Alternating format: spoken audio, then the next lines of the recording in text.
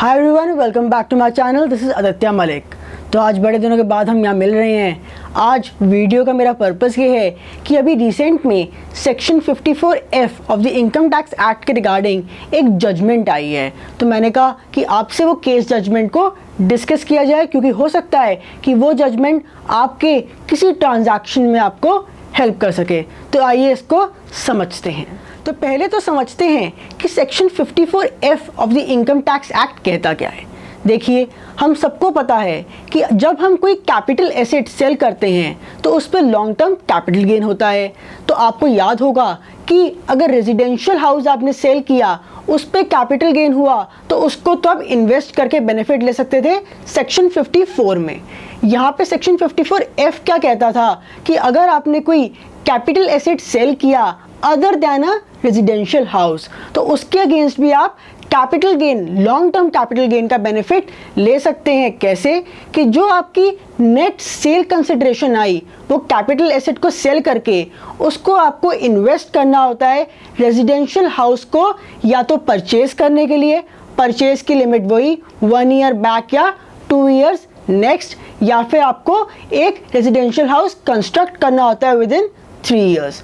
हालांकि यहाँ पे कुछ इसकी एक्सेप्शंस भी हैं जहाँ पे सेक्शन 54F का बेनिफिट आप नहीं ले सकते। जैसे कि अगर एसएससी के already more than 1 house property है, या फिर अगर एसएससी ये बेनिफिट लेने के विद इन 1 ईयर एक और रेजिडेंशियल हाउस परचेज कर लेता है, या फिर एसएससी ये बेनिफिट लेने के विद इन 3 ईयर्स एक और रेजिडेंशियल हाउस कंस्ट्रक्ट कर लेता है।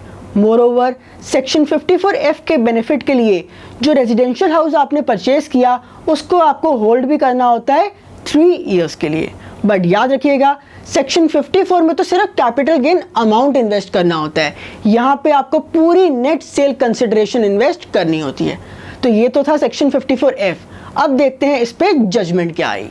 तो एक बहुत ही कॉमन चीज़ होती है क्या कि जब हम कोई रेजिडेंशियल हाउस परचेज करते हैं तो हम इंडियंस की टेंडेंसी होती है कि हम चाहते हैं कि हम स्टैम्प ड्यूटी वैल्यू को, स्टैम्प ड्यूटी रजिस्ट्री की जो है उसको सेव करें। तो जनरली फीमेल्स पे जो स्टैम्प ड्यूटी का रेट होता है वो जनरली 1% कम होता है।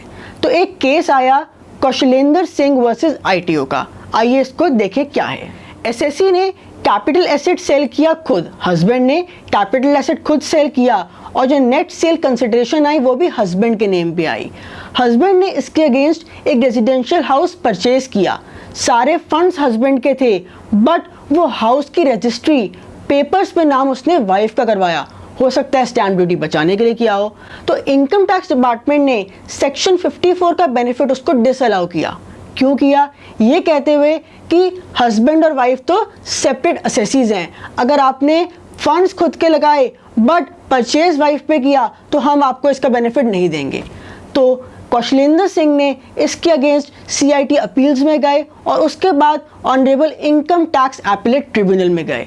तो ITAT ने कहा कि हमें इससे मतलब नहीं कि उन्होंने रेजिडेंशियल हाउस अपनी वाइफ के नाम पे लिया। ITAT ने कहा अगर कौशलेंद्र सिंह ने अपनी पूरी नेट सेल कंसिडरेशन को इन्वेस्ट किया है, सारे फंड्स भी उन्हीं के लगे हैं, और उनकी वाइफ का कोई भी फंड इस प्रॉपर्टी में नहीं इन्वेस्ट हुआ, तो हम पूरी की पूरी डिडक्शन कौशलेंद्र सिंह को देंगे, इररिस्पेक्टिव ऑफ कि रजिस्ट्री किसके नाम पे हुई। रजिस्ट्री तो सिर्फ वाइफ के नाम पे स्टैम्प ड्यूटी बचाने के लिए हुई होगी, या फिर वो टाइटल सिर्फ पेपर्स पे चेंज हुआ, बट फंड सारे हस्बैंड के थे, कैपिटल गेन हस्बैंड का था, और पूरी सेल कंसिडरेशन इन्वेस्ट भी हुई। सारी कंडीशंस फुलफिल हो रही हैं, तो हम ये नहीं देखेंगे कि आपने ऑन पेपर्स रजिस्ट्री वाइफ के नाम पे कराई। तो मुझे ये लगता है कि हम में से कई लोग ये सोचते हैं घर खरीदते टाइम कि क्या अपने नाम पे लें, क्या जॉइंट नाम पे लें, क्या वाइफ के नेम पे लें। तो अब आपको एक क्लैरिटी आएगी कि जिसका कैपिटल गेन है उसको पूरा पैसा इन्वेस्ट करना है। अगर आप वाइफ के नाम पे भी ले रहे हो तो ऑन पेपर सिर्फ नाम वाइफ का है, प्रोवाइडेड वाइफ के कोई फंड्स नहीं होने चाहिए। तो इस केस में हस्बैंड को पूरी रिडक्शन मिलेगी। तो मैंने केस का नाम नीचे मेंशन भी किया आपके रेफरेंस के लिए। तो आई होप फ्रेंड्स आपको आज का वीडियो इंटरेस्टिंग लगा हो।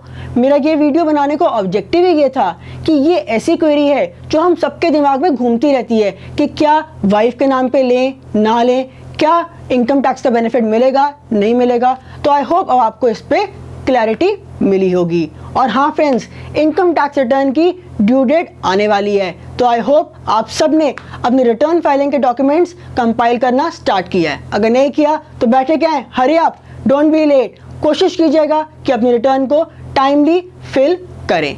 मेरे चैनल के साथ बने रहिए और चैनल की वीडियोस पसंद आती हैं तो उनको लाइक कीजिए, शेयर कीजिए, सब्सक्राइब कीजिए। मिलते हैं नेक्स्ट वीडियो में, तब तक के लिए साइनिंग ऑफ।